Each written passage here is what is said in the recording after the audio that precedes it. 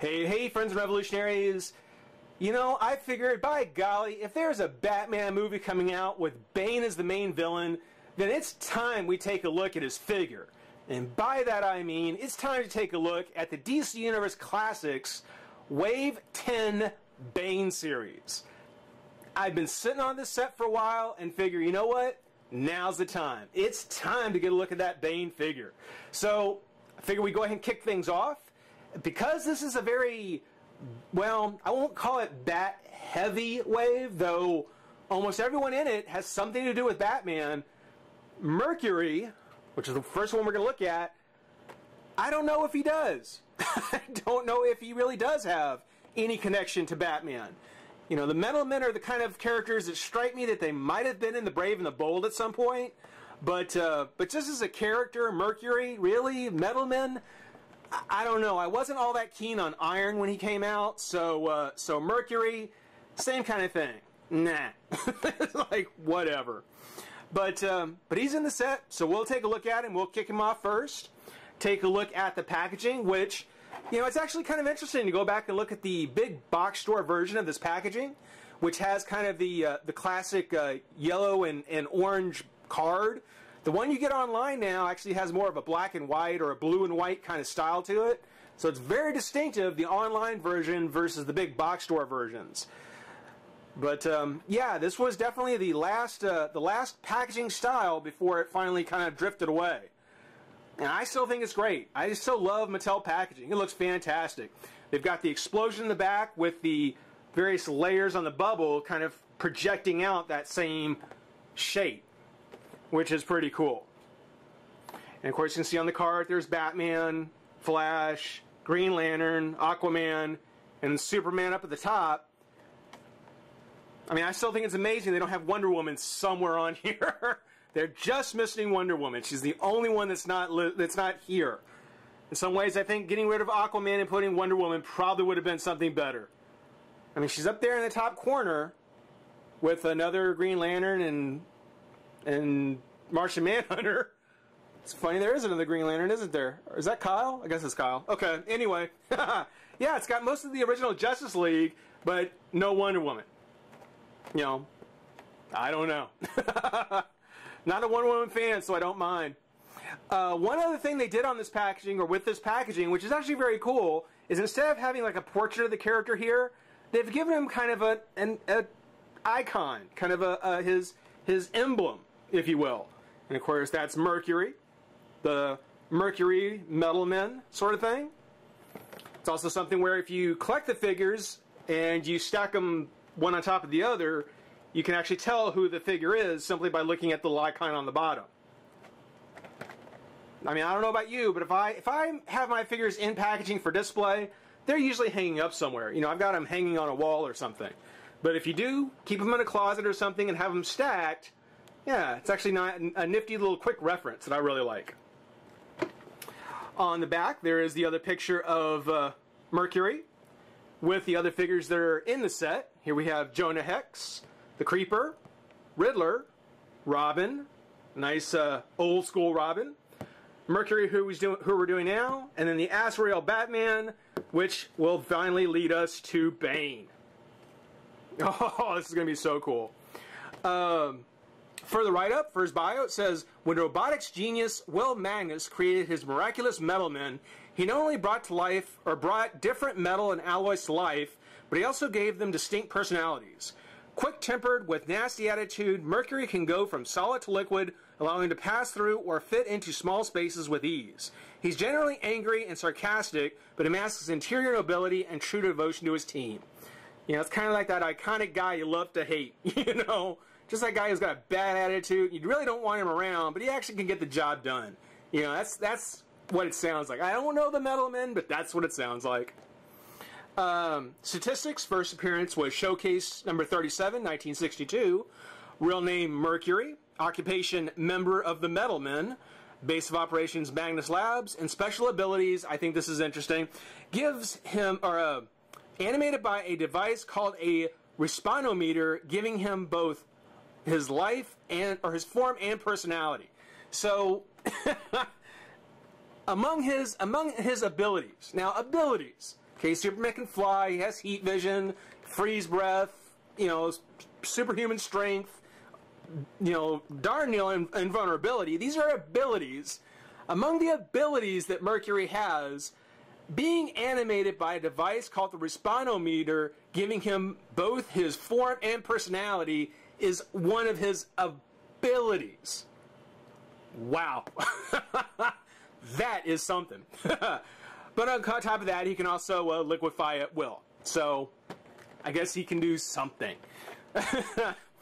That's taking a look at the packaging for Mercury. Let's go ahead and pop him out of the pack, have some fun. Be right back. Alright, well, got Mercury out of his pack, and he's not bad. He really is. As a figure, I'll say this. As a figure, Mercury's actually not too bad. I mean, as a character, no. I'm no more impressed with him as a character than I was before. But certainly as a figure, he's not shabby at all. He's not at all shabby. The first thing you'll notice, he's red. I mean, he's just completely red. You know, no major paint applications to speak of, other than, of course, the Mercury symbol on his chest, on his forehead, and then underneath on his eyes. Which is all done pretty well. I mean, for what little paint issues they had, at least they managed to get it right. So you know, kudos there. You know, it's something where he's mostly sculpted, all out of one color. Take a look at his face. Of course, he's got that iconic nose and protruding chin that I think a lot of people might have wanted to see on a Joker. You know, I think this is kind of the head sculpt that quite a few people probably wanted to see on a Joker figure. And who knows, with a little bit more work, we might still. The nose itself, actually, I think might have come... You know, I don't have my Riddler right now, my Wave 5 Riddler, but that long nose, it wouldn't completely surprise me. But that sharp chin and the nose together...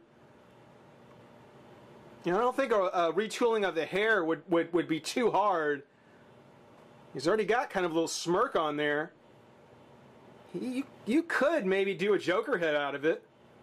Which, along those same lines, I would argue that if you did that, if you have a couple of this one, you could take off this chest shield apron bib thingy, and you'd have a fairly good base body for a Daredevil. I mean, from the back, you know, when you don't see how the front of the figure looks, I would argue he's not a bad base for a Daredevil if you want to do a custom Daredevil. Speaking of the Marvel Legends, or Marvel figures in general, the Wave 16 is the first wave that I got that really started to throw in the double-jointed elbows and knees. Now, if you've seen my videos, you know I'm not a big fan of double joints, mostly because of the Marvel Legends, and especially not on a skinny, kind of lanky character like this. Most of the characters with this kind of body were the female figures off Marvel Legends, and more times than not, that little piece right there, you know, that piece that would be the knee or the elbow would get warped, or it would be put under some kind of stress when posed and packaging, so that, you know, it was so hard to get it straightened out. And so the whole idea of double jointed figures, double jointed knees, double jointed elbows, I was not a big fan of. I have not been a big fan of. But here with Mercury, being that he is the slender character in the set, and the fact that, honestly, the elbows and the knees seem to be fine. They seem to be just perfect. So if they can do it right, I'll say that I may change my mind. I may actually consider the double joints to be worth it. If the Wave can continue to show me that they can pose these figures without being concerned that the arm would be bent off in some weird direction or twisted in some painful way that you'd have to spend hours trying to fix. You know, that's the trick. Taking a look at the figure, though, it's actually not too bad. Again, he's a very lanky figure. I think he's mostly used from Sinestro / Deadman parts. A little retooling here and there, a little smoothing out on certain things. But still pretty impressive, again, for no paint application at least. He's got a very long neck, which means that he actually does have a fairly versatile ball-jointed head. Not just left and right, but it actually will go up and down. He's got his twist at the waist. He's got his crunch. He comes back. Doesn't really come forward a whole lot, but there's a back and forth there. The arms comes up, out, twist the bicep, double joint at the elbow as I mentioned, twist at the hand, and a hinge at the wrist. Oh, that's nice. That is great. It's something where it's a shame they couldn't have added this joint in earlier DC Universe figures. That is awesome. I love the twist and the hinge on the hand. That is great. Legs, not a whole lot new. Legs come up, out, twisted thigh. There is the double joint at the knee, which looks great, and a hinge at the foot. So again, as a figure, Mercury impresses me as a figure in the set, not so much as a character. He does have a rather unique accessory that he actually comes posed with in the pack, and that's his bubbly kind of morphing scissors. Anybody who remembers kindergarten art class, and you know, that's safety scissors right there for you. The cool thing about it is that it's not a peg or a pin or anything like that. The whole hand is sculpted as this piece.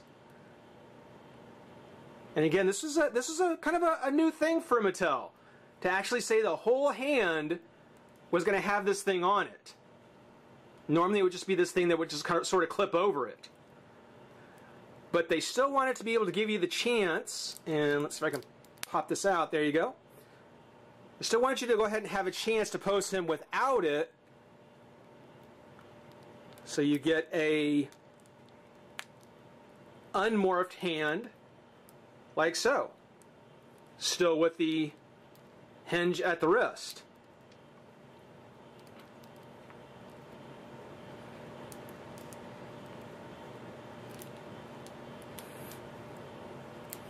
I'm really looking forward to the rest of the figures in this set. I really am. It's been a while since I've done a DC Universe figure set, and you know, just taking a look at Mercury here, I will admit it, I miss them. I miss the DC Universe figures.